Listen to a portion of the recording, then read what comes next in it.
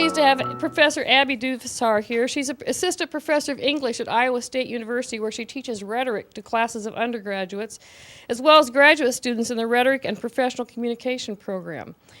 She is going to talk about a woman who really fits her formula of what she's looking at, as what are women activists doing, and what are the gender implications and trends when we start talking about current things like food politics and sustainability, issues that were probably similar to the things that Ruth Sayre was considering.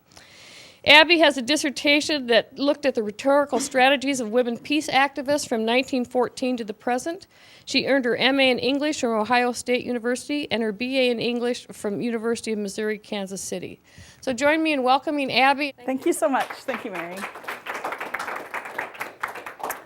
So I've just come down the road from Ames, and I'm very excited to be here. Thank you all for coming. And I really want to thank Mary and Charles. They've helped me access this material. I've learned so much from the material we have here about Ruth Buxton Sayre, and also my ability to visit the archive several times last summer was enabled by a grant from the Center for Excellence in Arts and Humanities at Iowa State.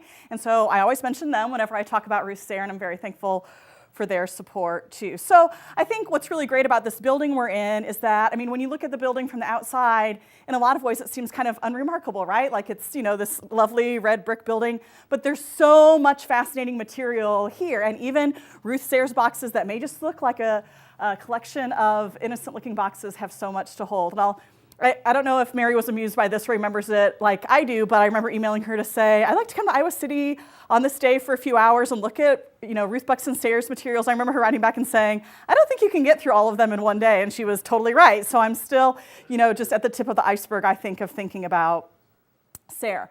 So like Mary mentioned, at Iowa State, I work and teach in the English department, and my training is in the branch of English department work called Rhetoric and Composition. So even though some of my degrees are in literature, I don't teach literature courses. I get to teach students about writing, about using persuasion in their lives. I'm currently teaching my first graduate seminar about women's rhetoric, so we're talking about women like Sayre and how the rhetorical canon has been complicated by looking to women and other speakers. And people in my field analyze how individuals accomplish their goals through rhetorical practices like writing, speaking, and other discursive practices, other habits they have. So for me as a researcher and teacher, I'm interested in how individuals who aren't necessarily franchised by traditional or mainstream rhetorical practices and spaces work to make places for themselves at the podium or on the page as writers, or even now we can think about people who use YouTube to get their message out and all these other discursive spaces we have. So you can see, I think, almost immediately why I'm so interested in Ruth Buxton Sayre, because we maybe still don't think about someone identified as a farm woman as leading international diplomacy. We still have a lot of stereotypes that go along with those positions. So for me in my training, the entire history of rhetoric shows us what persuasion looked like for a white, educated male. So the mission of feminist historiographers like me is to reshape rhetoric's history and help make rhetoric more inclusive for the future. So to that end, my job and how I see my role is to think about how we can learn about rhetoric through Ruth Buxton Sayre. And I think for those of us who are Iowans, it's a shame that we don't know more about her. I would love it if Ruth Buxton Sayre was as well known as a figure like Jane Addams or other women activists who we know a lot about. So first, then I'll talk about some existing research in my field, and then I'll showcase a few of the many examples of Sayre's work held here at the State Historical Society before turning to some contemporary examples that I think shed light on the current relevance and need for more attention to Sayre's ideas. So, although in my field, previous scholars studying rural rhetorics acknowledge unique literacy practices and demonstrate the pedagogical and rhetorical emphases of, for example, teaching in rural locations, working with first-generation students in places like Appalachia, and recovering materials like diaries written by rural citizens, this work is still quite minimal in the greater realm of writing studies. So we don't yet have a significant body of work that links diverse rural contexts to show how the local is global. And I think we often get the opposite narrative, thinking about how the global is local. But what Sayre wanted us to learn is that our own local activities have global implications.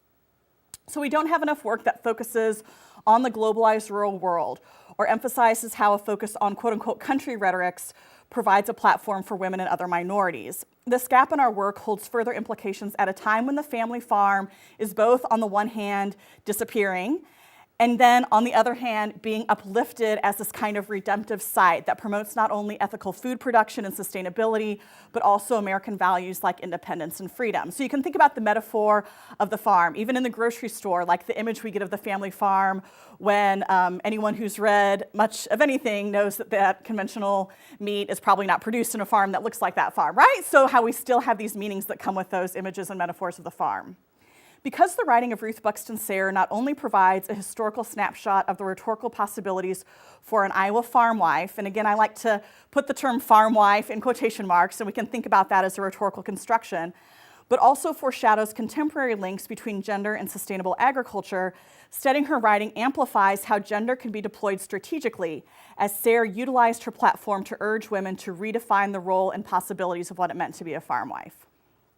So, what I've described for you here is the context for the larger project I'm working on that accounts for not only Sayre's work and the materials available here, but brings together the activist work of contemporary women farmers that address the same issues of concern to Sayre. And here in Iowa, for example, women own or co-own almost half of all the farmland. So the future is really expansive when we think about linking gender, sustainable food, and farming. And I think the current statistic is 47% of Iowa farmland is owned by women. While Sayre's archive of writing and speaking is quite sizable and fascinating, I must tell you, when I look at even the small files of materials I've taken back to Ames with me, it does still feel overwhelming at times because there's just so much I want to tell people about her. I'm going to feature today a small snapshot timeline to show you how her work evolved, and I want to position her as a gender theorist who attended to the specific context of farm women's lives and the possibilities for the international influence. So I'm going to focus today on materials from 1935, 1947, and 1956 to feature these 3 quick snapshots of Sayre's work. And I'll be watching the clock. If I'm starting to run out of time before we get to the last one, I'll tell you about that a little bit more briefly. So while Sayre addressed a lot of topics in her life, the one issue that spans her life's work is peace. And to understand her position and the linking she does to women's roles, we'll look at a speech, a journal article, and a series of magazine articles. So those are the different kind of genres we're going to look at. And she did deliver quite a few speeches. She wrote for Farm Journal. We're going to look at the Journal of Home Economics today. And we don't yet have, how lovely it would be if we had like a full and complete resume of all the writing she did. I haven't even been able to find yet a comprehensive list of all the writing she did just for Farm Journal. And some of the materials have dates, some of them don't, which of course is the fun, but also some of the frustration with working with archival materials. So that's something I'm working with too as a researcher. So in reading Sayre's work, I want to push on the affordances of her farm wife position, but also how she subverts that identity in writing. So on the one hand, her famed status as a farm wife provides her platform, but she must always redefine the terms of that platform when engaging publics through her speaking and writing, since audiences don't expect someone identified as a farm wife to be an expert in international diplomacy, or even to be a public figure at all. And later I'll ask you to think about even the term farm wife versus farm woman or woman farmer. That kind of positions women in these different slots or roles. But farm wife kind of positions, we get this visual image of a gendered female woman out in the country, right? So it doesn't sound like a public figure. So as Mary told you, Sayre was born in 1896 and lived until 1980, and one biography has been written about her. And it's here. It's called Ruth Buxton Sayre, First Lady of the Farm. It was written by Julie McDonald and published by Iowa State University Press back when it was a press. It was published in 1980, the year of Ruth Buxton Sayre's death. And I wish Julie McDonald was still living. She isn't, unfortunately, so I could talk to her because she does draw on materials that are here at the archive, but sometimes doesn't cite them. So it's a little bit hard to know what file or folder some of the speeches are in that she's quoting. And for me, as a feminist researcher, there are also some moments in the biography, which I encourage you all to read, and I would love to hear your thoughts on it, where Ruth Buxton Sayre's husband is written as the real hero of the story because he let her do all these things. So it doesn't matter. I don't know, as you can imagine, it really bothers me that this is in her biography, and I think this is an argument for all of you to write your own autobiographies so you can tell your story and it's not up to someone else to frame what your life was about or what the focus of your work was. So, unlike many Iowa women who lived and worked on farms at the time, Sayre graduated from Simpson College in her hometown of Indianola, Iowa, and then after graduation married a farmer and moved to the farm. Since she'd grown up in town, she'd had amenities like running water and electricity that were unavailable at the farm at the time she moved there after college and once she got married to a farmer. So despite only moving a few miles, she radically changed her context for living and conducting her daily life. So even though she never worked professionally as a teacher, many of her writings and speeches that addressed other Iowa farm wives attempt to teach them and implore them to see themselves as able and needed to engage with the work beyond their own homes. And since I'm an English professor, I must tell you that in her writings, Sayre credits her English professor from Simpson College at teaching her that a better world is possible. So, I mean, could there be a better example? I don't think so. I think I was meant to move to Iowa and meet the work of Ruth Buxton Sayre. So while gendered farm organizations and auxiliaries attempted to enhance and correct women's domestic skills, like maybe teaching them the perfect way to be an efficient homemaker, Sayre saw so much more possibility in those roles. And furthermore, as well as being a writer and a speaker, Sayre was a subject herself and covered in local news and farm magazines, both in relation to her travels and her leadership in farm organizations. And I love that this big scrapbook is out here. I encourage you to look at it. You'll see how other people write about Sayre and position her differently than she writes and positions herself. So in this coverage, she's at times depicted as just another farm woman. So she's just like you, a woman on the farm. You can relate to her, that kind of thing, and written as a talented homemaker and domestic expert. Thus, we see her traditional feminine skills and qualities highlighted as she becomes a leader and gains audiences. When some of her ideas and missions may seem quote-unquote radical or unwomanly, she becomes written in traditional frames once again, a strategy to temper her influence perhaps, or even censor her. Even her biography, as I mentioned briefly, highlights her body size, all these other kind of elements like the people who would care for her children while she was traveling, which again minimizes her dynamic role, I think. So I'm going to show you some pictures. I know it's hard to listen for a long time, so I'll show you some pictures of Ruth. This is probably my favorite picture because it really positions her as a speaker. In the archive, this picture is featured several different times. You can tell that she liked collecting it and seeing herself in this way. So when you look at this picture, I don't know about you, but when I look at it, I don't think this is a farm woman. Do you think that? I mean, she looks like she belongs there, right? And she had some really interesting rhetorical strategies built on gender. For example, she has an amazing collection of hats, and a lot of times when she opened a speech, she would talk about her hat and use that as a way to invite the audience in to see her as this friendly, interesting person they could understand. Sometimes in some of her speeches that have marginal notes, she'll even write like story about hat to remind herself to kind of talk about that. Here she is speaking at a college in India. She's over here. It's a bit dark, but you can see that she's speaking to this audience of students in India. This is a picture I took from her scrapbook, and the picture's over there too. And an example like this is another piece of evidence that I find really interesting. So here we have her in an outdoor setting, holding a basket that, you know, maybe has some carrots in it or flowers, I'm not really sure. And the headline is Homebody, and it says, Mrs. Raymond Sayre, so again, she's not called Ruth Buxton Sayre, but Raymond's wife, of Ackworth, Iowa, is the voice of the American farm woman. Dissatisfied as a young wife with farm living conditions, she decided to make the country home the best place in which to live. Now travels thousands of miles, addresses 500,000 women annually on farm home modernization. Between trips, Mrs. Sayre keeps house and cares for 4 children.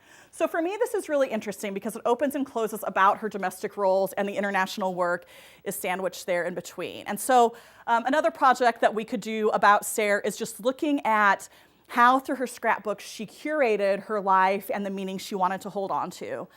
So anyway, I think this is an interesting example of how she was framed.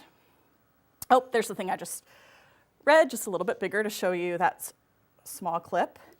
This is another picture I find really interesting. This is in her dining room. Like, you can see the dishes behind her in the corner cabinet, but she's, you know, like, staged this to show that she's an international expert. She's got writing materials there. She wants to be seen as a writer and have that identity. She has the Globe, but twice here it's mentioned that she is Mrs. Raymond Sayre. This title and titles like this, World Situation from a Woman's Point of View, or A Country Woman Looks at the World, are kind of repeated titles that occur over and over in her work. So I'm going to start talking about some artifacts now.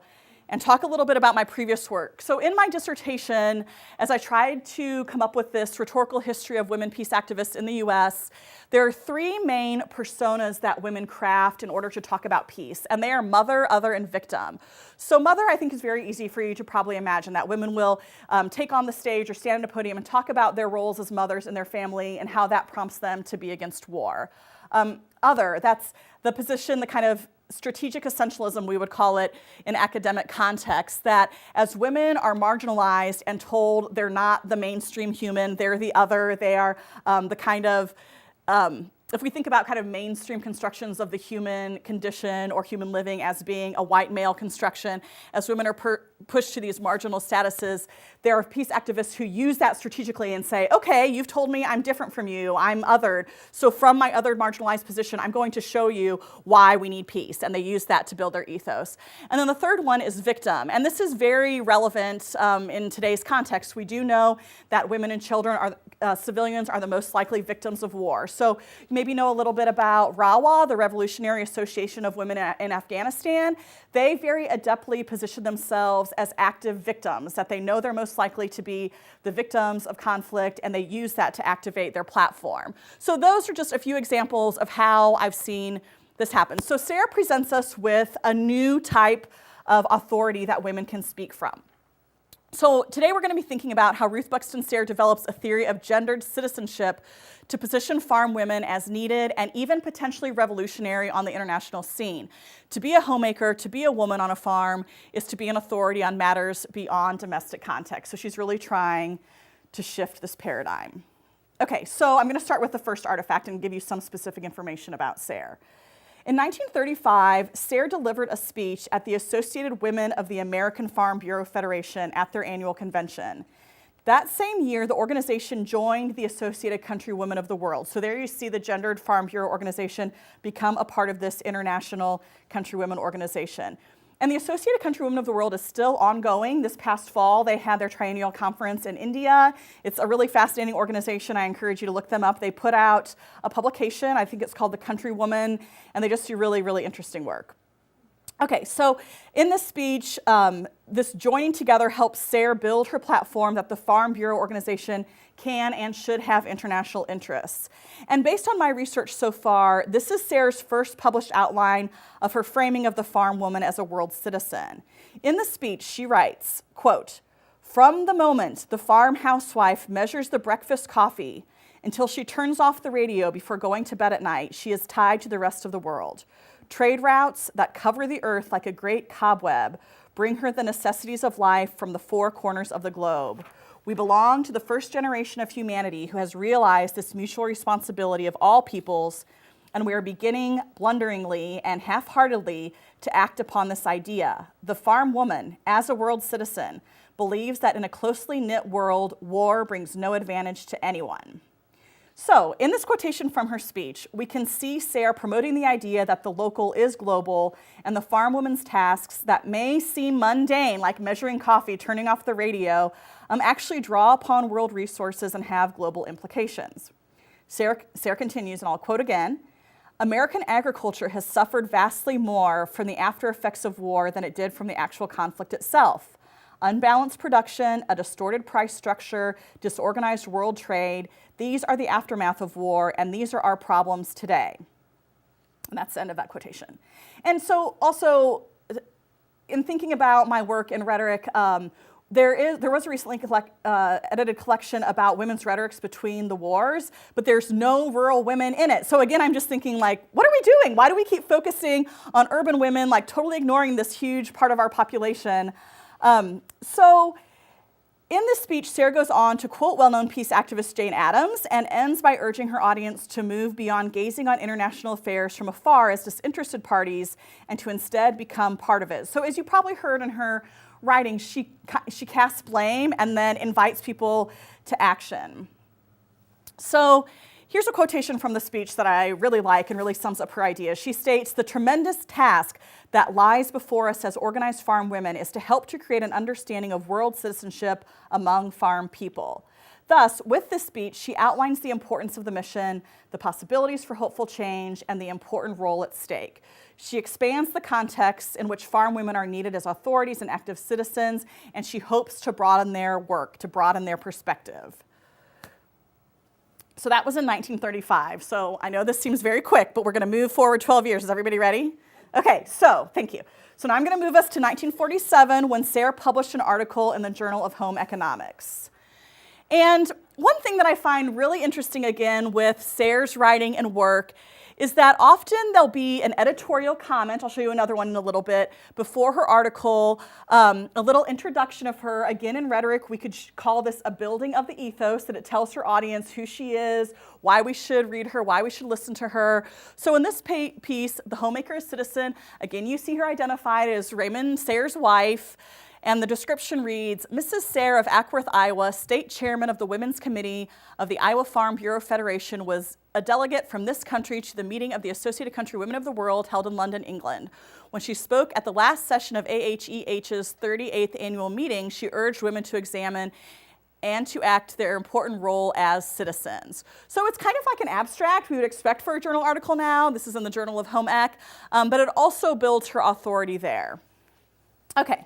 So this article, now 12 years later after this other speech, and I must remind you that lots of other writing has happened in between. I'm kind of like plucking these moments out like we do when we're trying to organize and arrange something.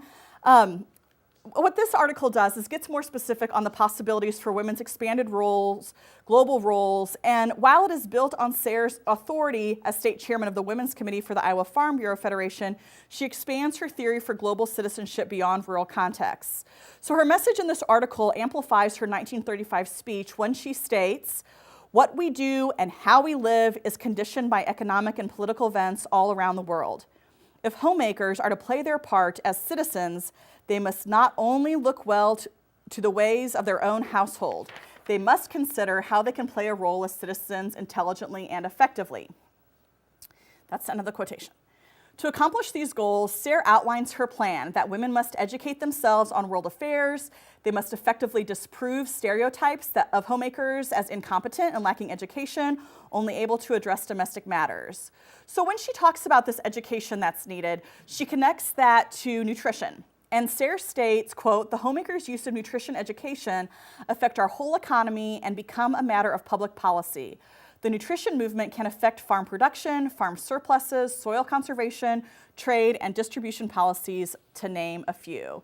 And so we can even think of Michelle Obama now, like talking about healthy eating and nutrition, and thinking about these issues that are set up as normalized or as invitational to women to become rhetors and to become authorities. And think about how Sayre connects those to then these much larger and perhaps more controversial contexts as international affairs. So beyond education, in this article, Sayre outlined the need for homemakers to not only accept change, but also see themselves as agents of change, being willing to accept political responsibility and to, as Sayre writes, see politics as her job. The third requirement Sayre outlines is a willingness to achieve unity, and here we see Sayre get specific about gender and gender roles. She writes, quote, "Problems do not have gender. They are neither masculine or feminine. This does not mean that there are not some contributions we can make as women. It does mean that women must see their citizenship responsibilities not as females, but as human beings." And that's the end of the quotation. So I think Sayre is calling here for gender equality and for women to see themselves as equal to men in leadership roles, which she doesn't see as the current representation. And to say that is not controversial. If you are able to look at some of Sayre's materials, you'll see a lot of pictures like this one. Everyone looks exactly the same except for Ruth Buxton Sayre, right? It's like they're almost wearing the exact same suit. It's just amazing. So here she is over here at this U-shaped table. And so different safety commissions she was on and other leadership positions she took on. This is a very average scene. I could show you lots of pictures like this of her being surrounded by men. So this is her working context, so you can kind of see some of her motivations for writing to you here. Yes. Okay. So in this article from the Home Economics Journal, she goes on to describe the notion that homemakers see their power in their consumer role, but she wants them to shift their thinking to see themselves as citizens. She launches into a description of what we might now call conscientious consumption or sustainability in consumerism, when she writes, quote, "If the homemaker is a good citizen, she must not only pay attention to standards and prices, she must be concerned also with conditions under which goods are produced. She needs to learn the ethics of consumption," which again to me seems like this idea that we fancy is very 20th, 21st century, but clearly it's not. There's a very long history, and Sayre points that out to us. In her article, she goes on to detail her final requirement, which is that homemakers must be willing to understand that worldwide problems do not have to be attacked in Moscow or in Rome, but begin in her own community, and she positions food as the starting place to tackle world problems. She encourages homemakers to start in any number of ways, including the food needs of Europe, studying the ways these needs can be met. Homemakers could also study the political effects of hungry people and the ways of opening doors to trade. And Sayre ends her article by asking, will the homemaker as citizen be equal to the task? So I want you to kind of think about that question and maybe some of the ideas you're already forming about whether Sayre, if I had read some of this article to you or her previous speech to you, if you would have been able to guess what year that was written, or are there ways you can think of that we've taken up Sayre's ideas, or as we read her writings that seem to repeat some of the same ideas, did she just have to commit her life to imploring people to listen to her and trying to reiterate these ideas over and over again because they weren't being taken up? Okay, so now I'm going to continue our march through history and move us 9 years forward to 1956. And in 1956, Sayre published a 3-part series in Farm Journal, the publication she most often wrote for. And published in January, February, and April, Sayre's articles in this Middle East series report on her travels. And we can see that she's gone beyond imploring farm women and homemakers to organize and activate to positioning herself not as an inspirational advocate, but I would argue an amateur diplomat who focuses on rural culture and its political implications. So she uses some of her leadership roles, and some of her trips that she takes internationally are also personally funded, and she'll write about that in some of her writings too, like I paid for this trip myself, that kind of thing too. So you can ask me later, like, what does it mean to be an amateur diplomat, or how do we even talk about who she was? You know, coming up with a little snapshot biography of her is very difficult. So I'm arguing that she kind of becomes the global citizen she theorized. And clearly, she's in a privileged position by being able to travel, as her leadership roles allow her to do, but she's also writing and reporting on the very topics she earlier implored farm women to learn about. So Sayre's ethos has shifted somewhat, and this is the heading for the first article in this new series, and we still have this editor's note about her. So as a historian, I can tell, like, okay, even in 1956, people still maybe didn't know who she was, didn't recognize her name. The editor feels this need to have this rhetorical marker. And what this editor's note says is, Mrs. Raymond Sayre of Iowa, America's best-known farmwoman in world affairs, has just led a small group of women on a tour through the Middle East. Because of her concern for better understanding of the people and problems in today's hottest trouble spot, we felt that she could give us an especially penetrating picture of important happenings behind the headlines. Here's the first of a series of articles that will appear exclusively in Farm Journal. So we don't see her domestic roles highlighted as much here in the earlier little snippet I showed you from her scrapbook, but she's still described as a famous farm woman. They're justifying, for some reason, the fact that they're publishing this woman's perspective on the Middle East and telling us why that's necessary. So I'm going to talk a little bit about the third article in the series, the last one. It's called Anxiety Stirs the Holy Land at Easter Time. And it includes the subtitle, Fear of War Lies Like a Shadow Over the Sacred Places of Jordan and Israel. And Sayre writes about crossing the border between Jordan and Israel to the readers of Farm Journal with this last article in the series. Sayre sets up her article by making religious connections, writing that visiting this part of the world was a pilgrimage for her, visiting the Holy Land and places like Bethlehem. She quickly, however, moves to a short history lesson as she reflects on the barbed wire fences that mark the Israeli border and the numerous checks she went through. She sees herself as a cultural translator, using writing to create understanding, as she interprets her audience as uninformed about politics and context beyond their property boundaries and hometowns. She writes, and I quote, "We need to understand what is happening here. for there will be no peace until the issues of the Middle East are given more consideration by the rest of the world. The heading of her next section of the article is Studying a Map Helps, and she guides readers through how borders have changed since biblical representations, detailing UN resolutions and more. She goes on to summarize information provided to her by Jordanians who feel like their country has been unjustly divided and makes a relatable analogy. And Sayre writes, quote, "It is as unjust, in their opinion, as if the United Nations decided partition off half of Iowa as a new nation for people from other lands." And she continues in the article to detail how the division of land has cut off water resources for some people. She goes on to outline why there is bitterness against the U.S. in these contexts and justifies such feelings through her experiences meeting people. And then the article ends with Sayre referring back to biblical notions of the Holy Land and the hallowed ground she visited. Okay. So overall, then, Sayre's writing fulfills several goals. She sees herself as an experienced authority on international relations, speaking both from firsthand observations like these kind of travel reports, but also studying and learning about the places she visits. And she always takes time to remind readers additionally that she is writing to women like her, that she knows that other women like her want to know about these issues. And for example, one of the rhetorical moves she does in articles like this one is she'll comment on the attire of people she meets and discuss household implications for local landscapes, such as how domestic work in sandy locales means dealing with more dust. So she's always trying to create these kind of relational bridges, like they have cleaning issues just like we do back at our farms, and talking about fashion and things like that, these stereotypical interests of women. Okay, so even though I've only very briefly described several pieces of Sayre's work, I hope you can get a sense of who she was as a rhetor and an activist.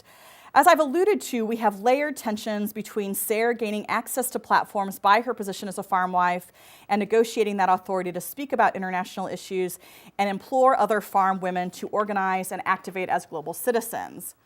I think many of her ideas would have been quite controversial, and she took on considerable risk, I'd imagine, to continue to work on such ideas.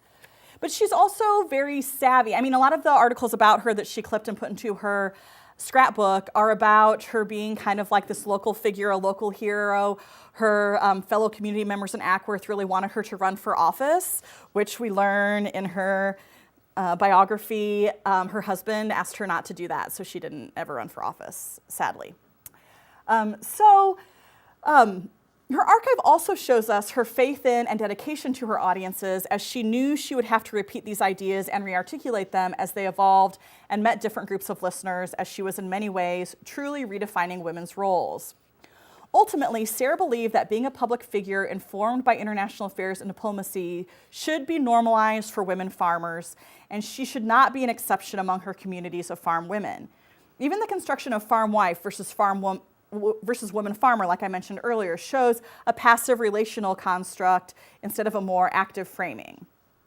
Okay, so I'm going to kind of start my wrap up now, and I want to return again to the framework I'm trying to establish overall with the project, bringing Sayre into women's rhetoric's history.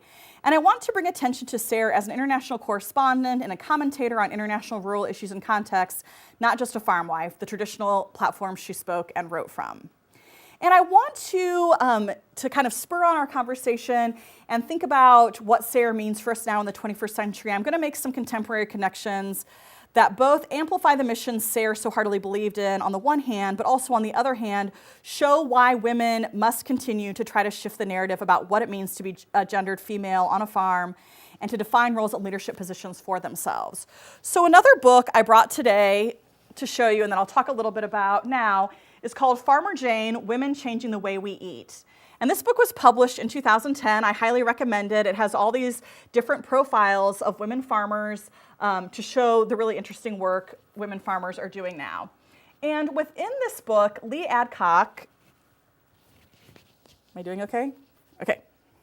Lee Adcock, who's currently the executive director of the Women Farm and Ag Network, which is actually headquartered in Ames, Iowa, where I live, but I read about it in a national magazine. I'm reading along, la la la, you know, and Women Farm and Ag Network in Ames, Iowa, and I just thought, what? And I'd been studying Sayre, so it was just this perfect, amazing connection.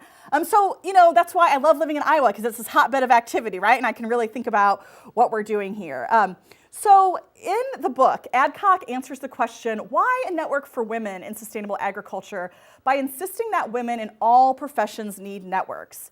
Adcock writes that this need grows from the fact that women remain woefully underrepresented in decision-making positions. And I think Adcock helps me think about how often we still see framings like this. This isn't just a historical image. There's still ways we see framing like this.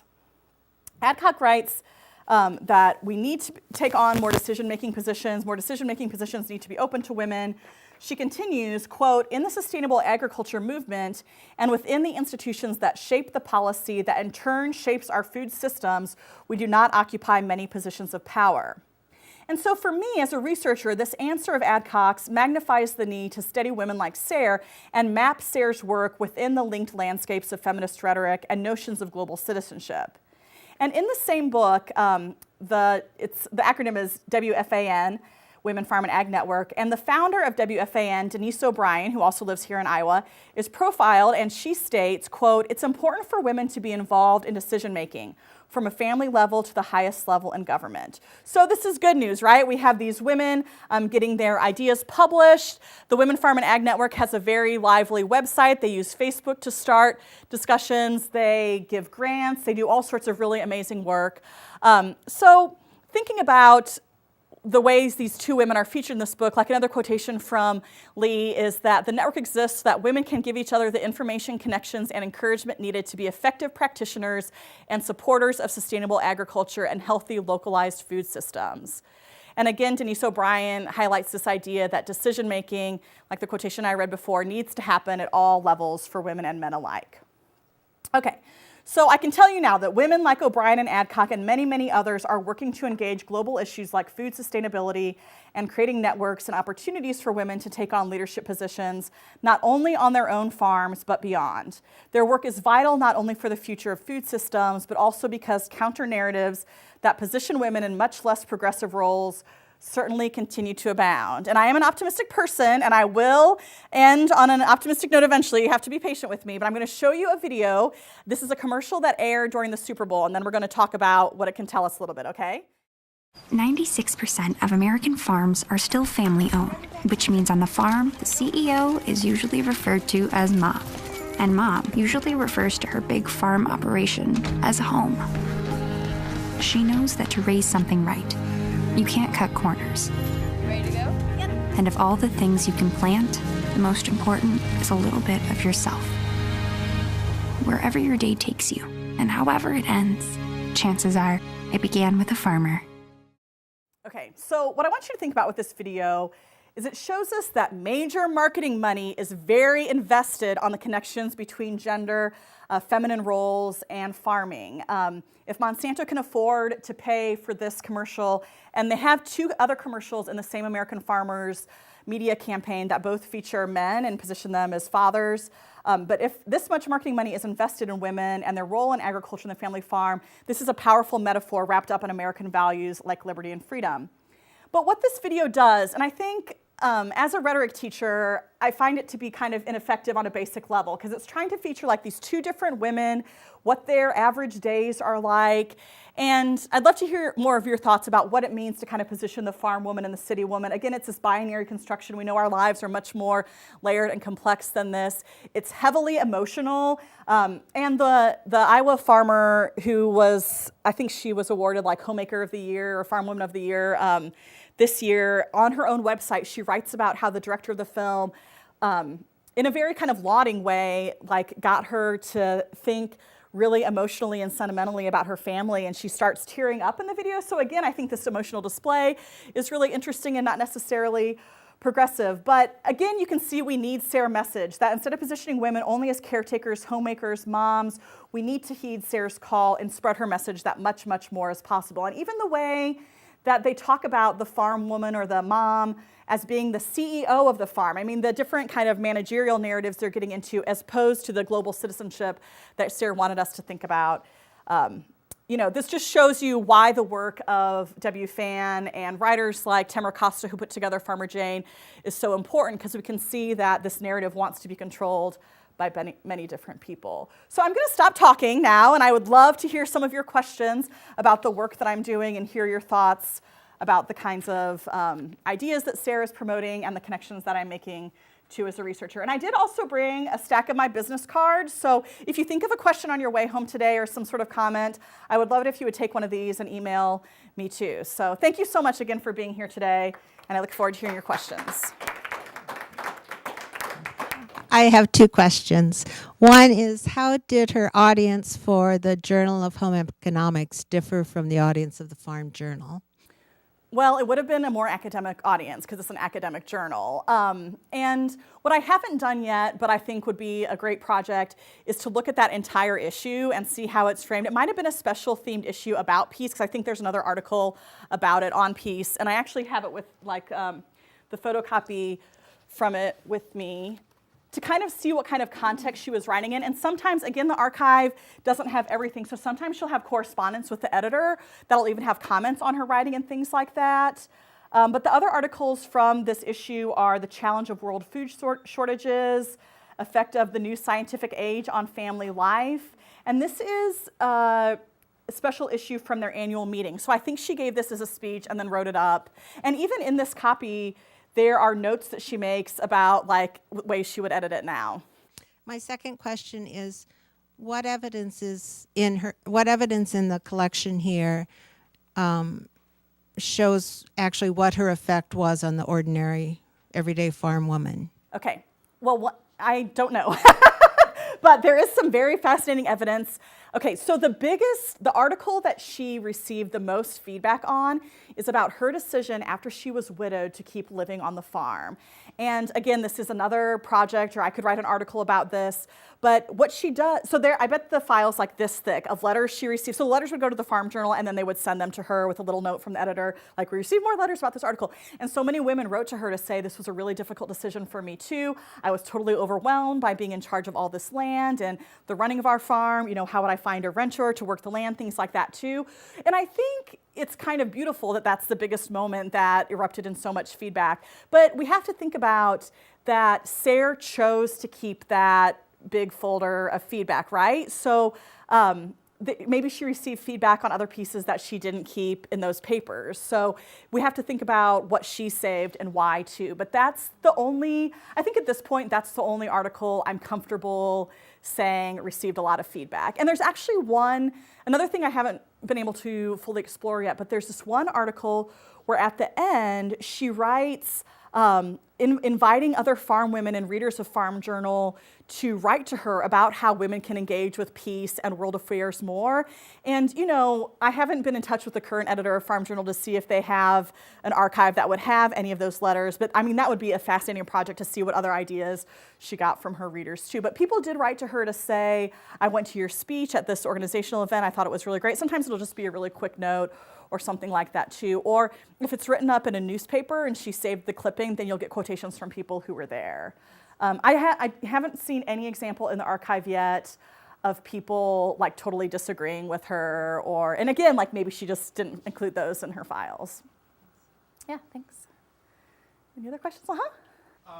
To what extent did she make an effort to reach out to, say, Eleanor Roosevelt or to the United Nations? I mean, if her emphasis was on peace, how is she going to take the rhetoric and transform it into, you know, action, policy, legislation, and so forth? To the extent of my knowledge, she didn't. And so, like, when she has national roles, like she was on a presidential safety council about getting seatbelts, like seatbelt laws enacted and things like that.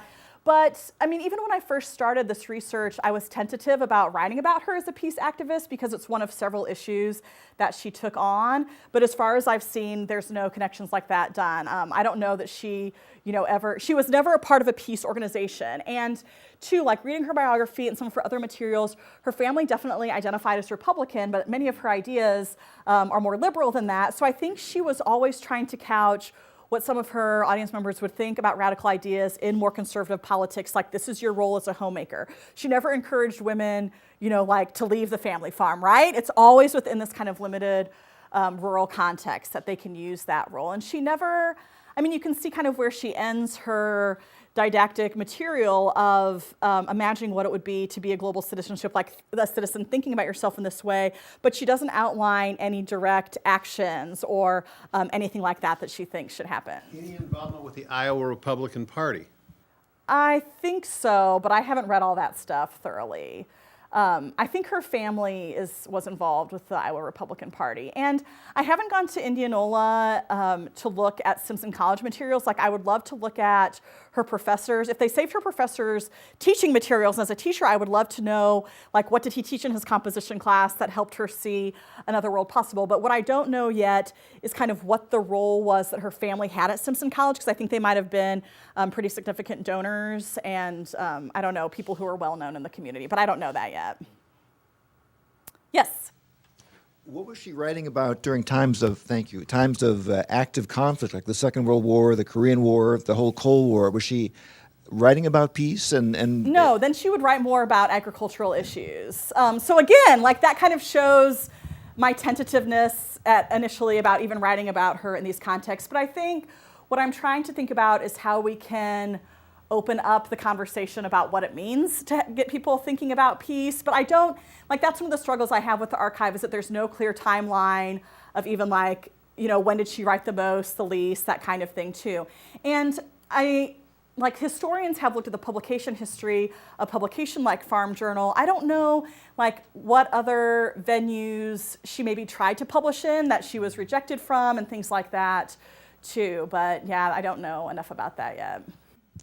I'll just comment that when Julie Jensen McDonald wrote that biography, we had about half as many papers here. And then because the biography was written, the sons and the family came forward and the collection doubled in size. So you're actually the first person to come along who really wanted to go into it a little bit deeper and look at it, because there are myriad issues in there that could be discussed by various scholars. And my second comment has to do with the fact that she comes out of the Farm Bureau environment. But the Farm Bureau is one of the largest pro-big ag organizations in America, and it's shaping our food policy and our corporate world because they're in support of what's going on and not challenging it. Do you have a reaction to that in today's political world? Yes, I think that's one of the, okay, so in my field of rhetoric, there's a new strand about transnational feminist rhetoric that really looks at the types of ways, like the World Trade Organization and the World Bank, like, tries to harness arguments about women to make very, I would argue, like, alarming and business-focused and kind of neoliberal arguments about the future of food and the future about international policy. So I think that I haven't really figured that out yet, because I think it's too easy for us to think about a figure as being revolutionary, powerful, interesting to study. But then when she was wrapped up with these other conservative organizations or like those involved with big ag, how can we still see her as an important figure while knowing that? And I think that's why in some of her writings, when she starts writing about world trade, like, she encourages her readers to learn more about that, but doesn't necessarily tell them what to think about that. And I don't know if that would be an editorial role that she'd be censored on, or how she contended with that either. So that pushes kind of on, like, what makes me tentative about writing about her and thinking about her in those types of transnational contexts and how far it can go. So I think that kind of shows why she's a complicated figure. But I don't know enough yet about the Farm Bureau and all their work. When I started working on this last summer, I started doing all this research in history, and I am a non-tenured faculty member, so I have to get out as much research as possible. So I'm trying to think at the same time, like, how can I try to work on Sayre while figuring out everything about her? I can't do so much reading that I could earn a master's in history on the Farm Bureau, like that kind of thing too. So that's why I'm trying to come at the project with her as a rhetor, as someone who wrote speeches and tried to be a public figure in this way. But a lot of the points that you all are making are things that currently in my research are footnotes, like, I don't know this, but it's an important consideration of her work too, yeah. I think it reflects the generation she comes from. I think she pushed the envelope about as far as she could within that male-dominated world. And not to pick on Monsanto, but if Ruth Buxton Sayre was aware that Roundup was being used as a chemical in South America without any of the normal instructions and guards about damaging your health, and they're overusing it, they're coming into contact in their skin with that poison, the lack of education going on in those countries as American manufacturers sell their product abroad, I would think that she would have been alerted up to that and been speaking about that, and it might have radicalized her to see how far things have gone the opposite direction of where she wanted, because we're all in one world. And if we're going to sell pork to China, we better be mindful of what's happening to our land and water in Iowa. And I think she would have brought that forth. You know, it's in our newspapers, but I think she would have had a very positive leadership role to play in today's world. And I appreciate you showing us her story today. And I encourage you to keep preaching this one. It's a good one. So thanks, Abby, for stopping Thank today. you so much for coming. I really appreciate it.